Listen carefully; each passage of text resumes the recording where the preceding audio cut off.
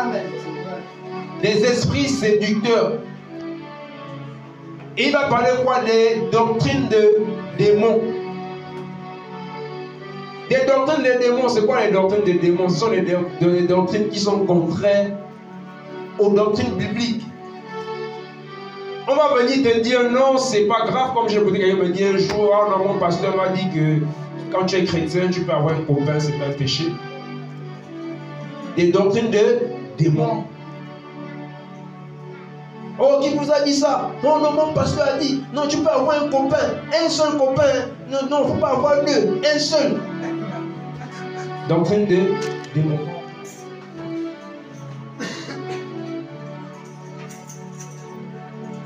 Doctrine des démons.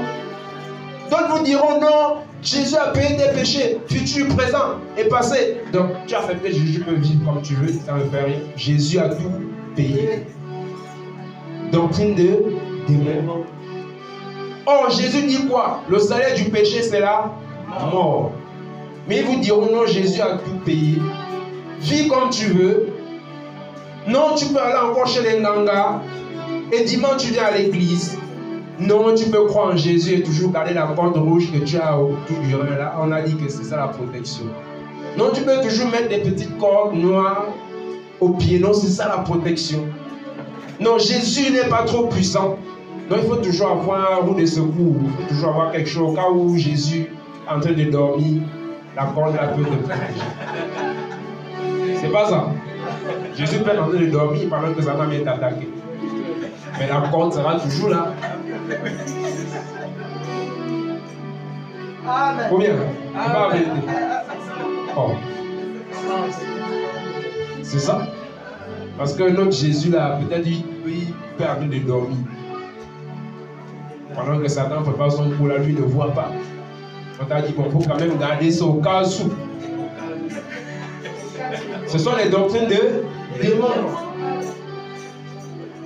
Tu es converti, tu es chrétien, chrétienne, mais tu marches encore avec des cordes, je ne sais pas comment on appelle ça.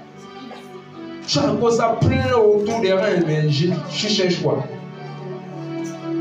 C'est ça la protection aussi. J'ai posé la question à certaines jeunes filles, mais vous faites quoi avec ça? Ah, ils ne connaissent pas. Mais ça donne quoi? Mais il y a toujours ça plein, tu les vois là avec ça au rein. Je te pose la question, mais Seigneur, c'est quoi? Vous savez que ces cordes sont d'où? On les fabrique comment? Vous pensez que ces gens-là sont bêtes pour vous dire prenez ça, mettez au rein? Vous pensez que ces gens-là sont idiots pour mettre ça au rein? Donc ils sont en train de perdre la tête. Pose-toi la question, pourquoi? Parce que j'ai vu ça, moi aussi je mets. Pourquoi ces personnes mettent ça? C'est pas pour rien. Et toi tu prends, tu mets. C'est comme ce jeune-là qui est mort en Angola. On l'avait introduit dans une secte. C'est à la fin qu'il s'est rendu compte que je ne savais pas que c'était comme ça. Donc c'était comme ça. Donc tu fais quelque chose, tu ne connais pas, mais tu fais quand même. Quand tu te rends compte que non, c'était comme ça, il est trop tard. Tu ne peux plus faire marche arrière.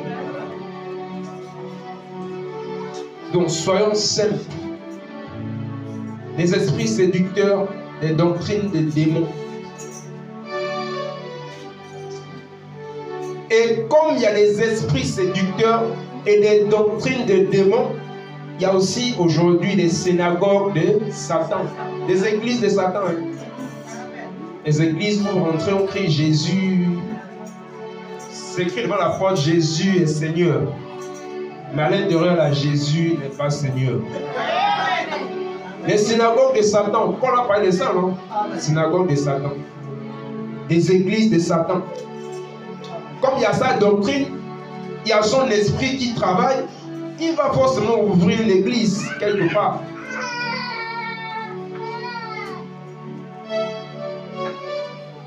Et ayons de plus en plus le discernement. Veillons que le Seigneur nous prépare, que le Seigneur nous garde. Des esprits séducteurs, voilà, par hypocrisie, les faux docteurs portant la marque de la flatterie dans leur propre conscience. Les faux docteurs sont des personnes qui vont prêcher autre évangile que l'évangile que les apôtres nous ont laissé. Il va dire que si quelqu'un vient, même si c'est un ange, s'il vous prêche un autre évangile que celui que nous avons prêché, que ce dernier soit quoi? Anathème. Donc les docteurs qui vont se lever et prêcher autre doctrine en dehors de ce que les apôtres nous ont laissé. Ils vont commencer à vous dire, non, vous savez, la Bible dit ça, oui, c'est vrai. Mais on peut faire comme ça. Et les docteurs aujourd'hui, par leur conscience, qui est, voilà, comment dire ça? Qui ont la flatterie dans leur conscience, au fait, qui vont vous prendre des Écritures et vous lire la Bible telle que la Bible est écrite. Mais, comment dire ça? L'explication qu'ils vous donneront derrière ces écrits, au fait, n'ont rien à voir.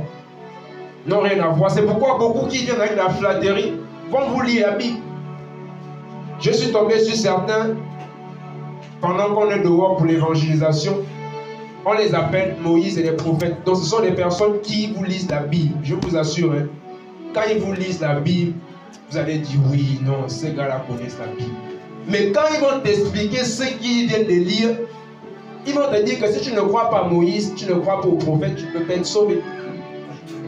Oui, ils te lisent la Bible de Genèse, Apocalypse, ils te lisent bien, tu dis Amen, Amen, Amen. Mais ce qu'il te dit à la fin là, il te dit non, crois au message de Moïse, tu ne crois pas au message de Moïse. Et ils ont pour but au fait d'amener les gens à douter de leur conversion. De dire non, tu crois en Jésus, tu as cru en Jésus comment? Comment ça s'est passé? Mais comment tu peux croire en Jésus sans croire en Moïse? Donc ils mettent en doute ta conversion, ton salut. Et je vous assure, beaucoup se sont égarés par ces gars-là.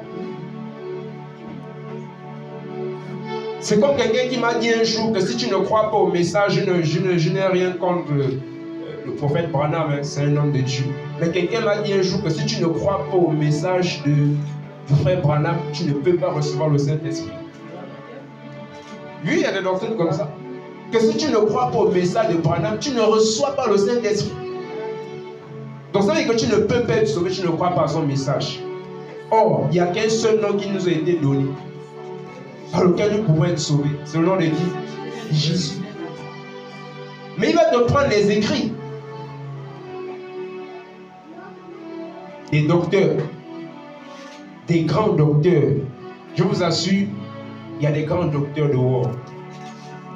Ayons le discernement. Alléluia. Il va dire, prescrivant de ne pas se marier au verset 3 et de s'abstenir des aliments que Dieu a créés grâce que Dieu a créés pour qu'ils soient pris avec action de grâce par ceux qui sont fidèles et qui ont connu la vérité. Il prescrit de ne pas se marier. Les grands docteurs. Il y a beaucoup qui prêchent ça aujourd'hui. On dit non, ne vous mariez pas, servez le Seigneur. Si ce n'est pas le Seigneur qui t'a dit, hein, ne te marie pas. Or, ça là, ce n'est pas quelqu'un qui va te dire ça. Mais moi, je crois que le Seigneur a dit, il n'est pas bon que l'homme soit seul. Amen. Il n'est pas bon. Ouais, je sais que beaucoup me regardent. Donc, c'est ça. Il n'est pas bon que l'homme soit seul. Ils vont vous dire, ils vont vous prescrire. Ce sont eux qui prescrivent, hein, de ne pas vous marier. On connaît des gens qui respectent ça aujourd'hui, on connaît ces personnes-là. Hein? Voilà, on ne veut pas seulement citer ça ici. Mais on connaît des personnes qui disent non, on ne doit pas se marier. Mais après des scandales, des choses vraiment terribles, horribles. Ils sont mariés en cachette. Oh. Donc c'est ça. Ils donnent des doctrines qui ne viennent point de Dieu, mais des doctrines de démons.